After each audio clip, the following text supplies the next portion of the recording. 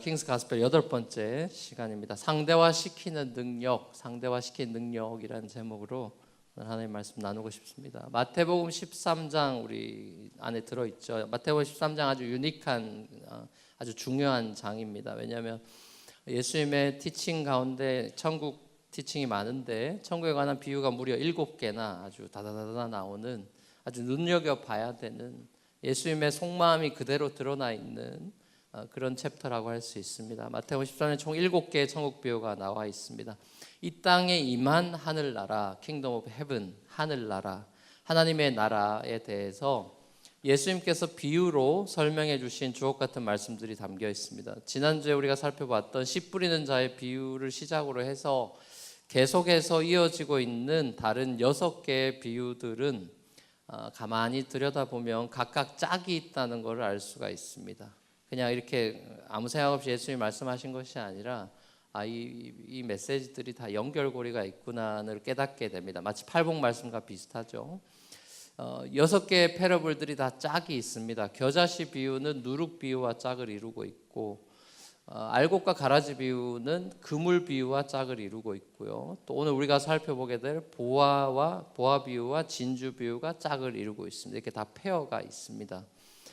겨자씨와 누룩 비유는 하나님의 나라가 굉장히 작게 시작해서 커지고 확장된다, 이런 띠임을 가지고 있고, 알곡 비유와 그물 비유는 하나님의 나라가 완성이 됐을 때, 그렇게 작게 시작한 것이 완성이 됐을 때, 완성되면 그럼 어떻게 됩니까? 했을 때 최종 심판이 있다라는 얘기를 하고 있는 것이고요.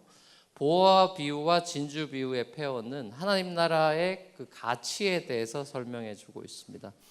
오늘 보아와 진주 비유의 특징은 굉장히 값비싼 물질이라는 특징이 있죠. 겨자씨와 누룩에 비해서 압도적으로 비싼 물건들입니다.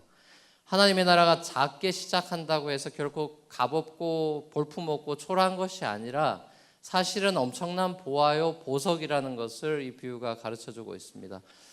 재밌는 사실은 이 보물이 숨겨져 있고 진주도 찾으러 돌아다녀야 된다라는 점입니다. 어릴 때 저희들이 보물찾기 놀이 같은 거 했던 기억이 나십니까? 누군가에게 이제 좋은 선물을 주고 싶을 때, 우리 이제 크리스마스 시즌에 선물도 많이 주는데, 촌에서 여러분 촌에서 자라신 분들이 계신가요? 다 촌 사람이죠? 촌 같은데 보면 애들이 어떤 그 놀이를 하냐면은 이렇게 시골에는 나무가 많으니까 산도 많고, 자 그래서 어디 산에 네가 가서 그 큰 나무 동쪽으로 10발자국을 걸어가서 땅을 파면 보물이 나올 거다. 그래서 이제 열심히 가서 땅을 팠더니 보물이 안 나오고 뭐 이런 거죠. 이제 장난치고 이러는 거죠. 정말 파서 보물이 발견되고 하는 그런 기쁨. 그러니까 결국 이런 놀이를 하는 것을 숨기는 자도 찾는 자도 기쁨을 누리게 되는 것이죠. 오늘 본문에서도 우연히 보물찾기에 성공하고 기뻐한 한 사람이 나오고 있는 것입니다. 사실 보물찾기 이 에피소드가 1세기 예수님 당시에 팔레스타인 지방에 아주 흔한 이야기 주제였다고 합니다. 특별히 가난한 소작농이나 품꾼들이 많았던 시절, 지주보다는 소작농이나 품꾼이 압도적으로 많았던 시절이었기 때문에 이런 종류의 예수님의 비유 이야기는 대부분의 소작농이나 이 품꾼들이 예수님의 오디언스들이었기 때문에 이 사람들로 하여금 팔레스타인 드림, 아메리칸 드림이 있다면 마치 팔레스타인 드림을 꿈꾸게 할 수 있는, 호기심을 불러일으킬 수 있는, 그리고 공감대를 형성할 수 있는 그런 아주 좋은 주제였다고 할 수 있는 것이죠. 우선 보화는 숨겨진 보화였기 때문에, 다시 말하면 누군가 숨긴 사람이 있었다는 걸 알 수 있습니다. 1세기 이 당시에 팔레스타인 지방에서는 요즘같이 은행이 있는 것도 아니고 자물쇠로 든든히 잠궈둘 만한 스토리지가 있는 그런 시대가 아니었기 때문에 이 보물을 그런 데 두면 당연히 다 털리니까 많은 경우에 땅 속에 묻어 두었습니다. 특별히 전쟁에 나가거나 오랜 출타를 하게 되고 이럴 경우에는 100% 땅에 묻어두게 됐습니다. 가장 안전하다고 생각한 것이죠. 오늘 본문에 등장하는 보화를 발견한 이 사람이 평소같이 소작농으로 다른 사람의 밭을 갈고 있던 일꾼이었다는 것을 알 수 있습니다. 이 사람의 밭에서 누군가 숨겨놓은 보물을 발견하게 된 것이죠. 자기 게 아니죠. 결국 그 보물을 다시 묻어두고 조용히 묻어두고 밭 전체를 사는 기질을 발휘하는 농부의 모습을 보게 됩니다. 밭을 주인이 팔았다는 걸 보면 당연히 주인이 거기 묻어두지 않았다는 걸 알 수 있고 누군가 그 이전 주인이 숨겨놨다는 걸 알 수 있겠죠. 실제 유대 탈무드에도 보면은 물건 주운 사람이 임자라는 말이 있습니다. 이거 한국 사람들이 여기서 가져왔는지 모르겠는데 물건 주운 사람이 임자다 이런 법이 있으니까 이 유대 상황에서 이 품꾼의 행동은 일리걸하거나 임모럴하지 않습니다. 이 비유의 핵심은 일꾼의 어떤 에티컬한 그런 포인트나 또 리걸 프로세스를 했냐 안 했냐 이런 거를 핵심 포인트로 둘 필요는 전혀 없죠. 예수님의 비유에는 불의한 사람들이 많이 등장하고 있죠. 불의한 청직이나 불의한 재판관 이런 등장 인물들이 많이 나오기 때문에 이 사람이 이런 행동을 한 것이 에티컬리 바람직하냐 이런 거는 전혀 포인트가 되지 않습니다. 대부분의 보물찾기 스토리는 우리가 눈여겨봐야 되는 것은 가난했던 사람이 이 큰 보물을 얻고 마치 로또 대박을 맞은 것처럼 횡재를 하고 화려한 삶을 살게 됐다는 어떤 그런 기쁨의 모습이나 혹은 파는 사람과 사는 사람의 일종의 거래, 그 컴프로마이즈 같은 거를 1세기 당시에는 이 주제를 가지고 다뤘었는데 예수님의 초점은 많이 다르죠. 예수님의 초점은 이 보물을 발견하고 자신의 모든 것을 팔아서 그 밭을 샀다라는 거기에 포인트를 두고 있습니다. 자, 그런 점에서 예수님이 이 비유를 하신 그 이유를 두 가지 정도, 목적을 두 가지 정도로 우리는 메인 포인트를 잡을 수 있다고 생각하는데요. 첫 번째는 천국의 가치입니다. 천국의 가치. 그리고 두 번째는 천국을 향한 헌신에 관한 패러블이라 이렇게 볼 수 있습니다. 이 밭에 감추인 보화와 진주 비유는 두 가지 포인트를 가지고 있습니다. 하나는 천국의 가치에 관한 것이고 하나는 천국을 향한 헌신. The kingdom of God is priceless. The kingdom of God worth everything. 그리고 천국에 대한 헌신은 The kingdom of God demands definite decision and cause complete commitment. 커미트먼트, 디시전과 커미트먼트에 관한 또 그 도전을 하고 있는 패러블이죠. 자, 이 비유는 천국의 가치라는 것이 하늘나라의 가치라는 것이 이 세상 그 어떤 것보다도 훨씬 더 큰 거라는 것을 보여주는 것이죠. 우리가 눈여겨볼 것은 재미있는 사실은 모든 재산, 내가 소장론이 가지고 있는 모든 재산을 팔아도 보화를 살 수 없다라는 것이죠. 내 값어치를 팔아가지고 소장론이 가지고 있는 전 재산을 팔아도 보화는 살 수가 없어요. 그렇지만 오직 밭을 살 수 있을 정도밖에 안 되는 것이죠. 그러니까 천국이 그런 거예요. 천국은 이 세상 모든 돈을 다 끌어모아도 살 수 없는 나라입니다. 우리 아이들이 하는 고백처럼 돈으로도 못 구할 하나님의 나라. 다시 말하면 천국 보화라는 것은 우리가 가진 것을 전부 다 드린다고 내가 있는 모든 것을 다 주면 내가 구원을 어치브할 수 있는 그런 종교 시스템이 당연히 아니죠. 물론 천국은 구원은 선물로 주어지는 것이고 말 그대로 우연히 발견되는 것입니다. 찾으려고 찾아진 게 아니죠. 발길에 밭을 갈다가 띵 소리가 나서 걸린 것이죠.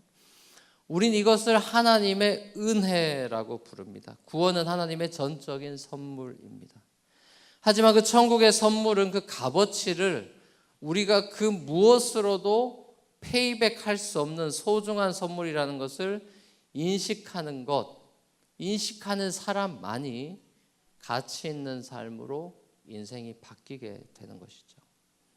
천국의 선물은 프라이스리스한데 그 값어치를 레코그나이즈 하는 사람만이, 그리고 내가 이것은 죽었다 깨어나도 전 재산을 팔아도 갚을 수 없다.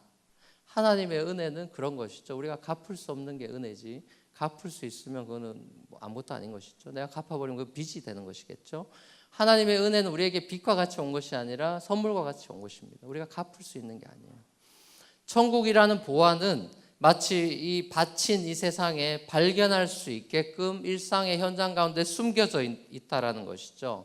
이것을 발견하는 사람은 기뻐하고 그 보물의 밸류가 내가 소유한 모든 것보다 훨씬 더 가치 있다는 사실을 레코그나이즈 하게 돼서 실제로 그 기쁨 가운데 삶을 다시 역전된 삶을 살아간다는 얘기인 것입니다.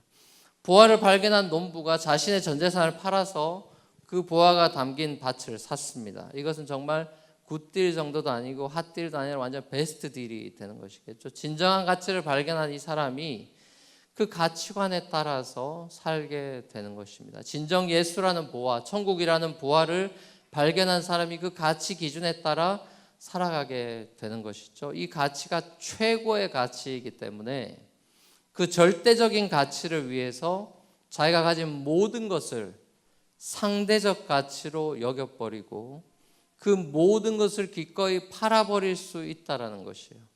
이 절대적인 가치를 보면서 모든 것을 상대화시켜버리는 능력, 그것을 복음서에서는 믿음이라고 이야기하는 것입니다. 이것이 바로 하늘을 살아가는 천국 제자, 이 땅에서 하늘을 살아가는 천국 제자의 모습인 것이죠. 결국 복음, 천국, 예수, 이것이 부활하면 복음, 천국, 예수를 소유한 날은 소유권 양도의 날이 되는 것이죠. 거룩한 컨트랙이 맺어진 날이겠죠. 나의 모든 것을 더 큰 부활을 위해서 다 포기각서를 써버린 날입니다. 마치 삭개오처럼 말이죠. 삭개오는 예수를 만난 즉시 자신의 소유권을 다 과감히 포기하고 예수님께 양도하고 완전히 새로운 삶을 살아가는 삭개오를 만나지 않습니까? 구약에 그런 인물이 또 있죠. 모세 기억나십니까? 자신의 안락함을 포기하고 예수 부활을 추구하는 definite decision을 내리고 complete commitment 하는 모세를 기억하십니까? 히브리서 11장 26절에서 히브리서 기자는 모세를 이렇게 평가합니다. 그리스도를 위하여 받는 수모를 애굽의 모든 보화보다 더 큰 재물로 여겼으니 이는 상 주심을 바라봅니다. 히브리서 11장 26절에서요. 그리스도를 위하여 받는 수모를 애굽의 모든 보화보다 더 큰 재물로 여겼으니 이는 상 주시는 분을 바라봤다. 사도 바울은 어떻습니까? 사도 바울 빌립보 3장 7절에서 8절에서 이렇게 고백하죠. 그러나 무엇이든지 내게 유익하던 것을 내가 그리스도를 위하여 다 해로 여길 뿐더러 또한 모든 것을 해로 여김은 내 주 그리스도 예수를 아는 지식이 가장 수프림하기 때문이다. 가장 고상하기 때문에, 가장 엑셀런트하기 때문이다. 내가 그를 위하여 모든 것을 잃어버리고 배설물로 여김은 그리스도를 얻고자 해서이다. 자, 모세와 바울에게 있어서는 그리스도 외에는 이 세상에 있는 모든 것이 다 상대적으로 너무나 작은 가치밖에 되지 않았습니다. 예수 부활하는 절대적인 가치 앞에 내가 쥐고 있는 소중한 것들은 지극히 작은 것들이 되고 말아버렸죠. 이것이 바로 믿음의 능력입니다.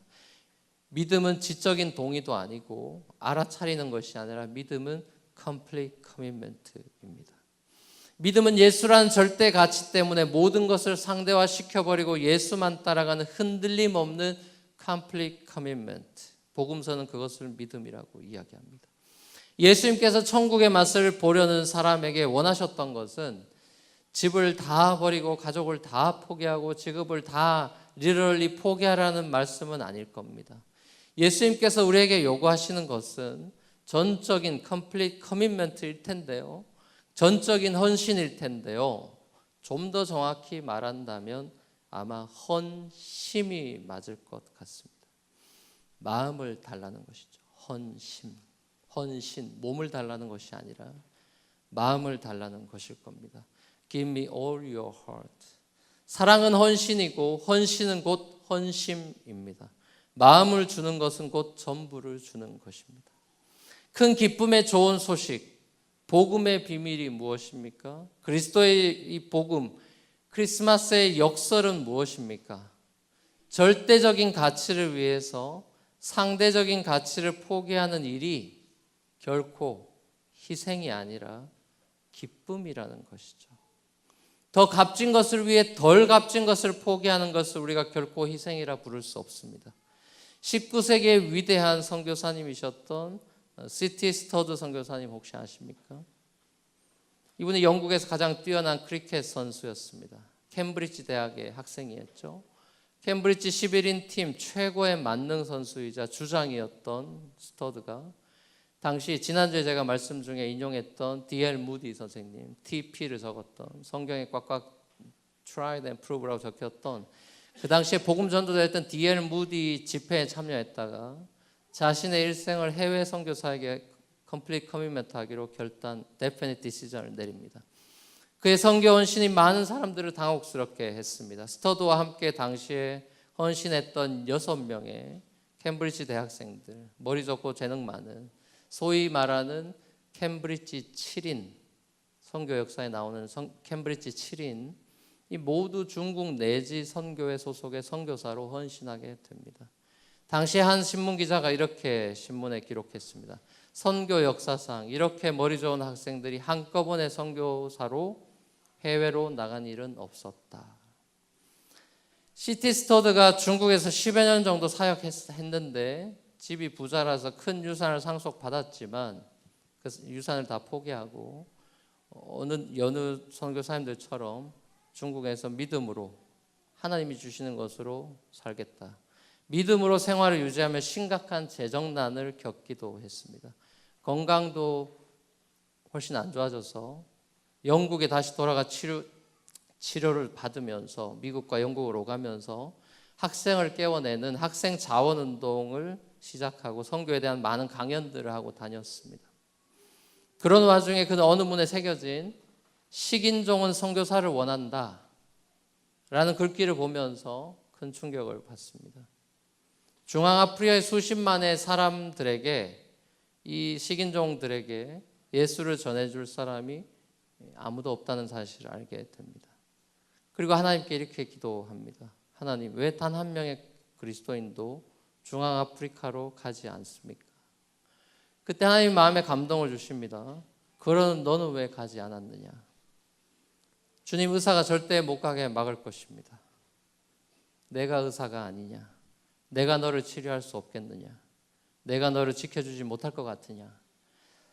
스터드의 나이 때 당시 53세였고 병들어 있었고 후원자도 없었고 아내도 강력하게 반대했지만 하나님의 더 강력한 부르심을 확신하고 아프리카로 떠나게 됩니다. 아프리카 콩고에서 18년간의 사역을 감당하고 거기에서 주님 품에 안기게 됩니다.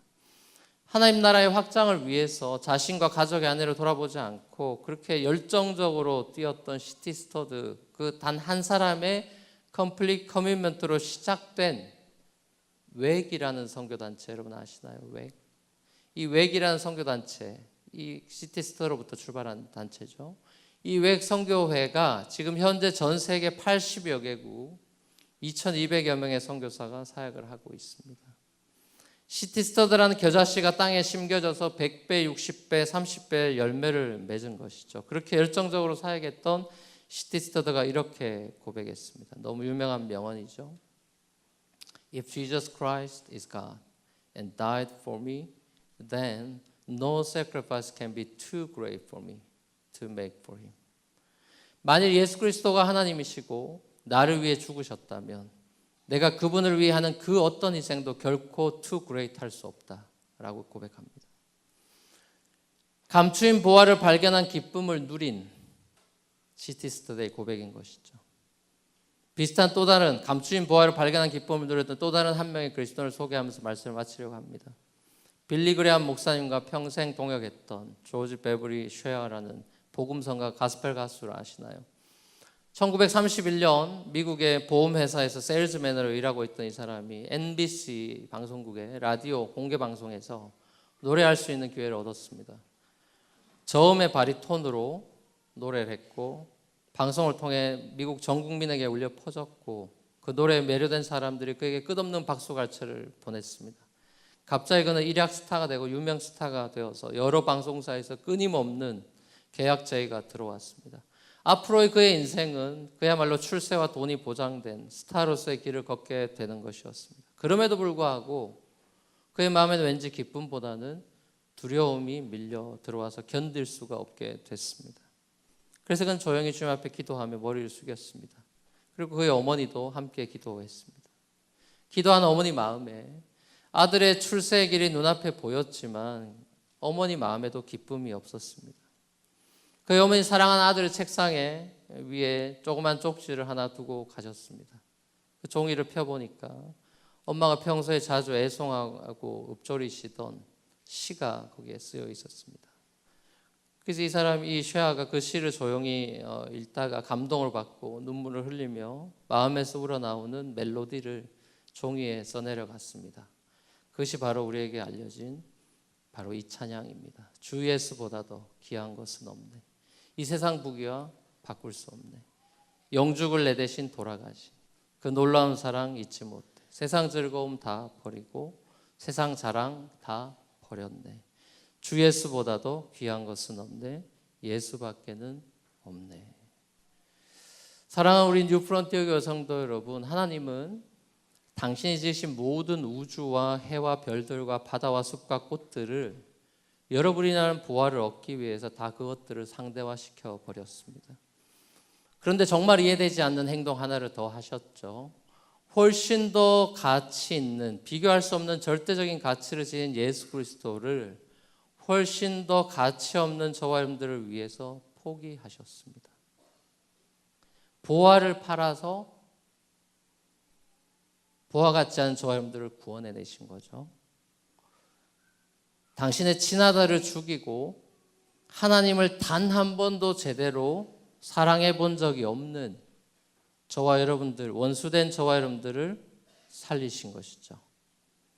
우리에게 보화를 발견하는 기쁨을 주시고 인생의 참된 가치를 발견하게 해 주시려고 스스로 이 땅의 말구 안에 감추어진 보화로 오셨습니다. 여러분에게 예수는 발견된 보화입니까? 아직 미처 발견되지 않은 감추어진 보화입니까? 크리스마스는 여러분들에게 발견된 보화로 인한 unspeakable joy의 날입니까? 일하러 가지 않는 하루 쉬는 할러데이입니까?